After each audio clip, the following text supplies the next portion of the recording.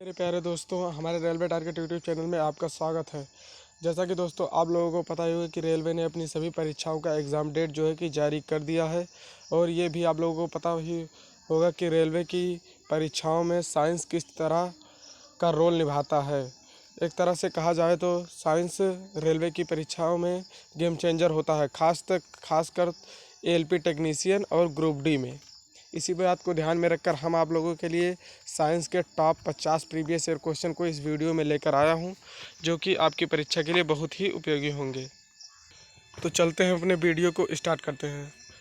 Video start करने से पहले अगर आपने अभी तक हमारे चैनल को सब्सक्राइब नहीं किया है तो चैनल को सब्सक्राइब कर लें और वीडियो को लाइक करें। चलते हैं अपने क्लास के पहले क्वेश्चन पर।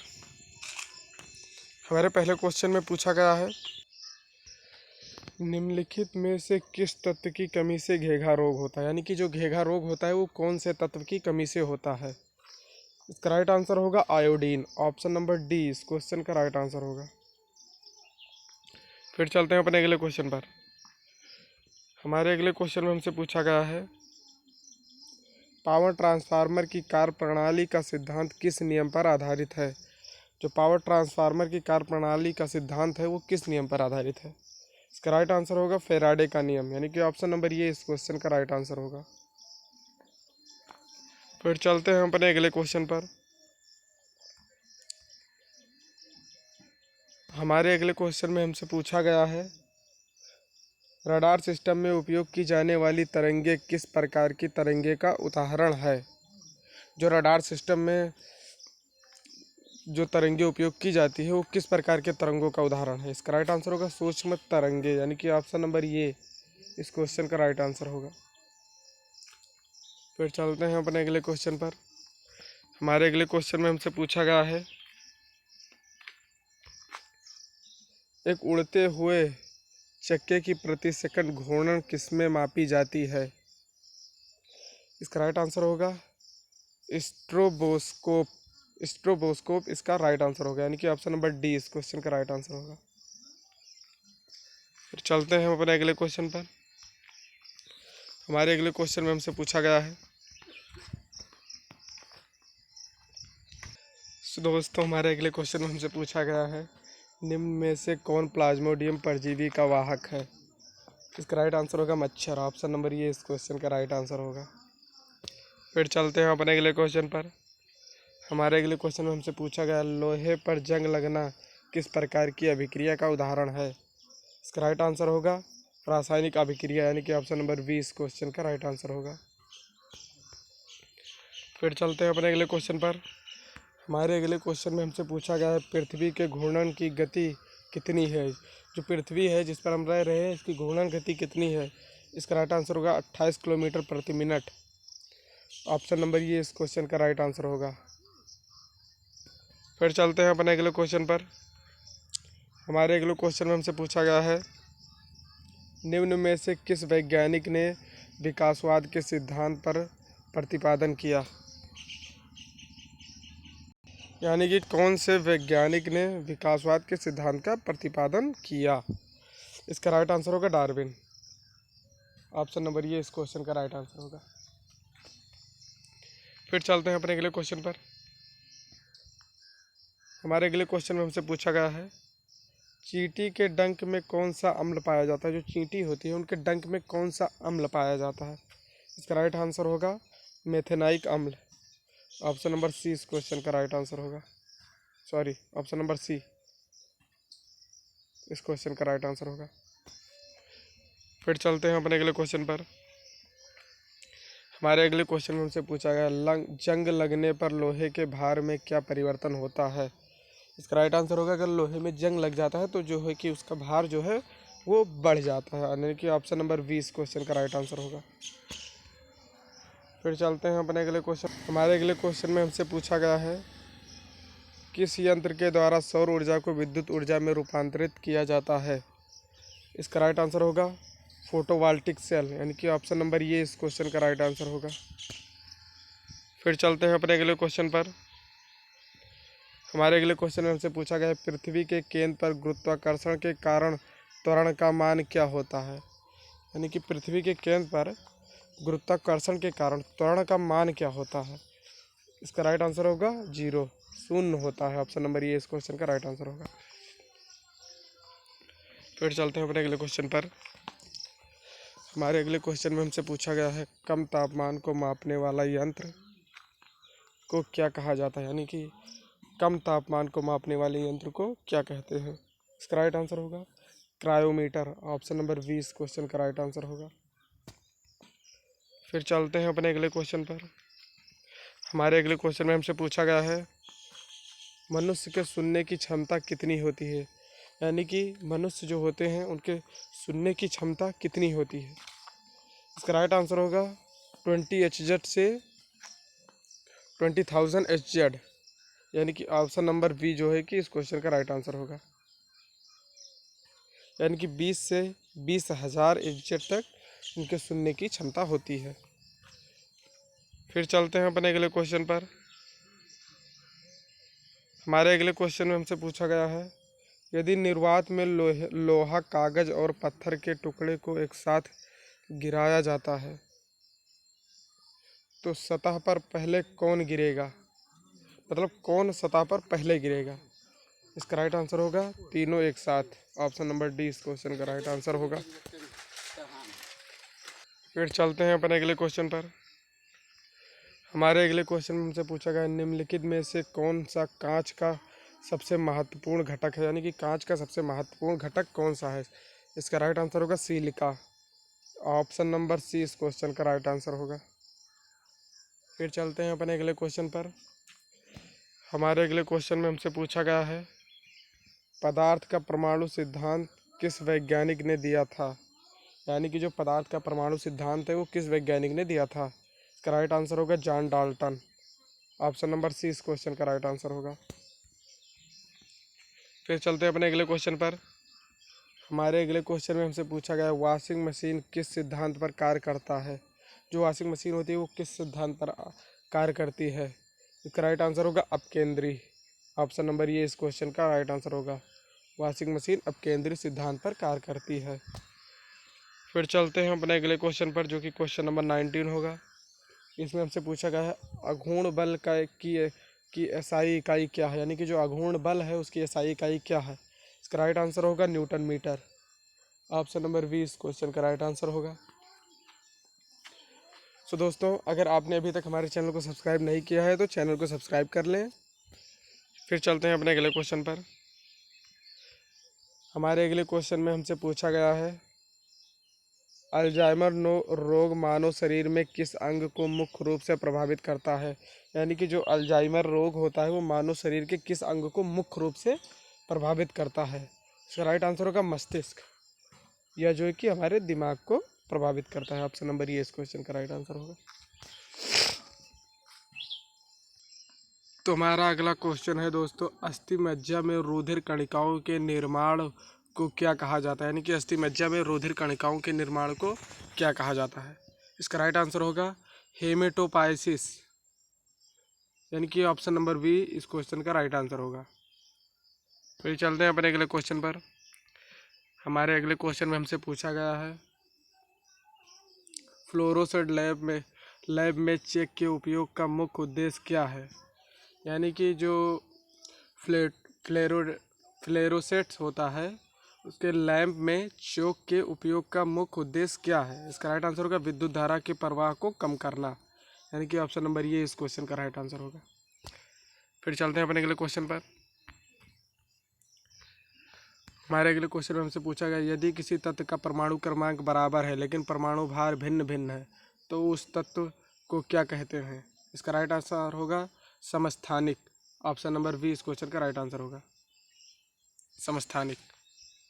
फिर चलते हैं अपने अगले क्वेश्चन पर। हमारे अगले क्वेश्चन में हमसे पूछा गया है निम्न में से किस किरणों को उत्सर्जन रेडियो एक्टिविटी के दौरान नहीं होता है? इसका राइट आंसर होगा कैथोड किरणें, यानी कि ऑप्शन नंबर डी इस क्वेश्चन का राइट आंसर होगा। फिर चलते हैं हम अपने अगले क्वेश्चन पर। हमारे अगले क्वेश्चन में हमसे पूछा गया है पीयूष ग्रंथि मानव शरीर के किस अंग में स्थित होती है, यानी कि पीयूष ग्रंथि होता है वो मानव शरीर के किस अंग में स्थित होती है? इसका राइट आंसर होगा मस्तिष्क, यानी कि ऑप्शन नंबर ये इस क्वेश्चन का राइट आंसर होगा। पीयूष ग्रंथि जो है कि वो मानव शरीर के मस्तिष्क में स्थित रहती है। फिर चलते हैं अपने अगले क्वेश्चन पर। हमारे अगले क्वेश्चन में हमसे पूछा गया है हमारे वायुमंडल में ऑक्सीजन की मात्रा लगभग कितनी है, यानी कि हमारे वायुमंडल में जो है कि ऑक्सीजन की मात्रा कितनी होती है। इसका राइट आंसर होगा 0.03%। ऑप्शन नंबर 20 क्वेश्चन का राइट आंसर होगा। फिर चलते हैं अपने अगले क्वेश्चन पर। हमारे अगले क्वेश्चन में हमसे पूछा गया है निम्नलिखित में से कौन सी गैस चूने के पानी को दूधिया कर देती है। इसका राइट आंसर होगा कार्बन डाइऑक्साइड, यानी कि ऑप्शन नंबर सी इस क्वेश्चन का राइट आंसर होगा। फिर चलते हैं अपने अगले क्वेश्चन पर। हमारे अगले क्वेश्चन में हमसे पूछा गया ऑक्सीजन की खोज किसने की थी। ऑक्सीजन की खोज किसने की थी, इसका राइट आंसर होगा ऑप्शन नंबर डी ये और वी, यानी कि प्रेस्टले और कार्लसेले ने मिलकर जो है कि ऑक्सीजन की खोज की थी, यानी कि ऑप्शन नंबर डी इस क्वेश्चन का राइट आंसर होगा। फिर चलते हैं अपने अगले क्वेश्चन पर। हमारे अगले क्वेश्चन में हमसे पूछा गया है कितने ऊंचाई पर ऑक्सीजन की मात्रा नगण्य होगी, यानी कि कितने ऊंचाई पर जो है कि ऑक्सीजन की मात्रा नगण्य हो जाती है। इसका राइट आंसर होगा 120 किलोमीटर। ऑप्शन नंबर डी इस क्वेश्चन का राइट आंसर होगा। फिर चलते हैं अपने अगले क्वेश्चन पर। हमारे अगले क्वेश्चन में हमसे पूछा गया है हमारे पृथ्वी का वायुमंडल कितने भागों में बांटा हुआ है। इसका राइट आंसर होगा 5। ऑप्शन नंबर सी इस क्वेश्चन का राइट आंसर होगा। फिर चलते हैं अपने अगले क्वेश्चन पर। हमारे अगले क्वेश्चन में हमसे पूछा गया है निम्नलिखित में से कौन वायुमंडल की सबसे गर्म परत है। इसका राइट आंसर होगा थर्मोस्फियर। थर्मोस्फियर जो है कि वायुमंडल की सबसे गर्म परत है। ऑप्शन नंबर ये इस क्वेश्चन का राइट आंसर होगा। फिर चलते हैं अपने अगले क्वेश्चन पर। हमारे अगले क्वेश्चन में हमसे पूछा गया है वायुमंडल में उपस्थित सबसे हल्की गैस कौन सी है। इसका राइट आंसर होगा हाइड्रोजन। ऑप्शन नंबर ये इस क्वेश्चन का राइट आंसर होगा। फिर चलते हैं अपने अगले क्वेश्चन पर। हमारे अगले क्वेश्चन में हमसे पूछा गया है निम्नलिखित में से कौन दुनिया की सबसे जहरीली गैस है। इसका राइट आंसर होगा जाइलाल ब्रोमाइड। ऑप्शन नंबर बी इस क्वेश्चन का राइट आंसर होगा। फिर चलते हैं अपने अगले क्वेश्चन पर। हमारे अगले क्वेश्चन में हमसे पूछा गया है पृथ्वी की पपड़ी पर सबसे प्रचुर मात्रा में मौजूद दुर्लभ गैस कौन सी है। इसका राइट आंसर होगा आर्गन। ऑप्शन नंबर ये इस क्वेश्चन का राइट आंसर होगा। फिर चलते हैं अपने अगले क्वेश्चन पर। हमारे अगले क्वेश्चन में हमसे पूछा गया है पृथ्वी की सतह पर सर्वाधिक मात्रा में कौन सा तत्व पाया जाता है। इसका राइट आंसर होगा ऑक्सीजन। ऑप्शन नंबर 20 क्वेश्चन का राइट आंसर होगा। फिर चलते हैं अपने अगले क्वेश्चन पर। हमारे अगले क्वेश्चन में हमसे पूछा गया है हमारी पृथ्वी में सबसे अधिक मात्रा में कौन सी धातु मौजूद है, यानी कि जो हमारी पृथ्वी है इस पर सबसे अधिक मात्रा में कौन सी धातु जो है कि मौजूद है। इसका राइट आंसर होगा एल्यूमिनियम। ऑप्शन नंबर बी इस क्वेश्चन का राइट आंसर होगा। फिर चलते हैं अपने अगले क्वेश्चन पर। हमारे अगले क्वेश्चन में हमसे पूछा गया निम्नलिखित में से कौन सा एक जैविक अम्ल है। इसका राइट आंसर होगा ऑक्जेलिक अम्ल, यानी कि ऑप्शन नंबर डी इस क्वेश्चन का राइट आंसर होगा। फिर चलते हैं अपने अगले क्वेश्चन पर। हमारे अगले क्वेश्चन में हमसे पूछा गया है हमारे मुंह में पार्श्व भाग में स्थित टॉन्सिल का मुख्य कार्य क्या है, यानी कि जो हमारे मुख में पार्श्व भाग में टॉन्सिल स्थित होता है उसका मुख्य कार्य क्या होता है। इसका राइट आंसर होगा रोगाणुओं का विनाश करना, यानी कि ऑप्शन नंबर 20 क्वेश्चन का राइट आंसर होगा। फिर चलते हैं अपने अगले क्वेश्चन पर। हमारे अगले क्वेश्चन में हमसे पूछा गया दो या दो से अधिक धातुओं के मिश्रण को क्या कहा जाता है। इसका राइट आंसर होगा मिश्र धातु। ऑप्शन नंबर डी इस क्वेश्चन का राइट आंसर होगा। फिर चलते हैं अपने अगले क्वेश्चन पर। हमारे अगले क्वेश्चन में हमसे पूछा गया है निम्नलिखित में से कौन सा पदार्थ क्लोरीन के साथ अभिक्रिया करके ब्लीचिंग पाउडर उत्पादन करता है। इसका राइट आंसर होगा बिना बुझा चूना, यानी कि ऑप्शन नंबर 20 क्वेश्चन का राइट आंसर होगा। फिर चलते हैं अपने अगले क्वेश्चन पर। हमारे अगले क्वेश्चन में हमसे पूछा गया है निम्नलिखित में से किसकी आयु का पता लगाने के लिए रेडियो कार्बन डेटिंग का उपयोग किया जाता है? इसका राइट आंसर होगा जीवाश्म की। क्या ऑप्शन नंबर बी इस क्वेश्चन का राइट आंसर होगा। फिर चलते हैं अपने अगले क्वेश्चन पर। हमारे अगले क्वेश्चन में हमसे पूछा गया है, यदि लाल रंग और हरे रंग को आपस में मिला दिया जाए तो कौन सा रंग बनेगा? इसका राइट आंसर होगा पीला। ऑप्शन नंबर ये इस क्वेश्चन का राइट आंसर होगा। यानी कि अगर हम लाल रंग और हरे रंग को आपस में मिलाते हैं तो उसमें हमें पीला रंग प्राप्त होता है। फिर चलते हैं अपने अगले क्वेश्चन पर। हमारे अगले क्वेश्चन में हमसे पूछा गया है, पशुओं में किसके कारण खुरपका और मुंहपका रोग होता है? इसका राइट आंसर होगा विषाणु के कारण होता है। ऑप्शन नंबर सी इस क्वेश्चन का राइट आंसर होगा। फिर चलते हैं अपने अगले क्वेश्चन पर। हमारे अगले क्वेश्चन में हमसे पूछा गया है, ट्यूबलाइट में मुख्यतः कौन सी गैस भरी होती है?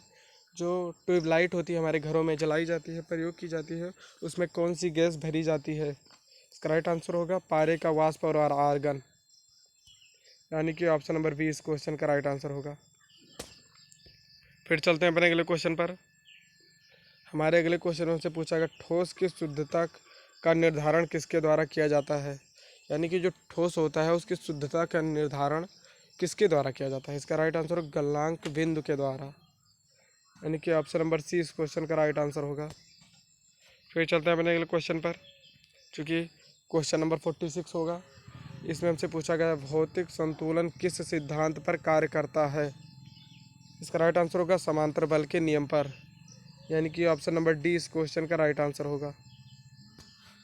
फिर चलते हैं अपने अगले क्वेश्चन पर, जिसमें कि हमसे पूछा गया है, निम्नलिखित में से किस धातु को चाकू से आसानी से काटा जा सकता है?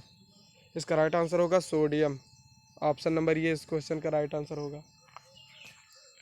फिर चलते हैं अपने अगले क्वेश्चन पर। हमारे अगले क्वेश्चन में हमसे पूछा गया है, न्यूलैंड के अनुसार उस समय प्रकृति में कुल कितने तत्व मौजूद थे? इसका राइट आंसर होगा 56। ऑप्शन नंबर सी इस क्वेश्चन का राइट आंसर होगा। फिर चलते हैं अपने अगले क्वेश्चन पर, जो कि हमारा क्वेश्चन नंबर 49 होगा।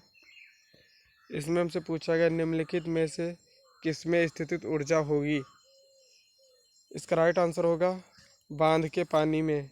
यानी कि ऑप्शन नंबर ये इस क्वेश्चन का राइट आंसर होगा। फिर चलते हैं अपने अगले क्वेश्चन पर। हमारे अगले क्वेश्चन में हमसे पूछा गया है, जी का मान ज्ञात किया था। यानी कि जो जी का मान है वो किसने ज्ञात किया था? इसका राइट आंसर होगा हेनरी कैवेंडिश ने। देखिए ऑप्शन नंबर डी इस क्वेश्चन का राइट आंसर होगा। सो दोस्तों, आपको हमारा वीडियो कैसा लगा? आशा है कि आपको हमारा वीडियो अच्छा लगा हो। अगर आपको हमारा वीडियो अच्छा लगा हो तो वीडियो को लाइक करें और हमारे रेलवे टारगेट यूट्यूब चैनल को सब्सक्राइब करें। मिलते हैं नेक्स्ट वीडियो में। धन्यवाद।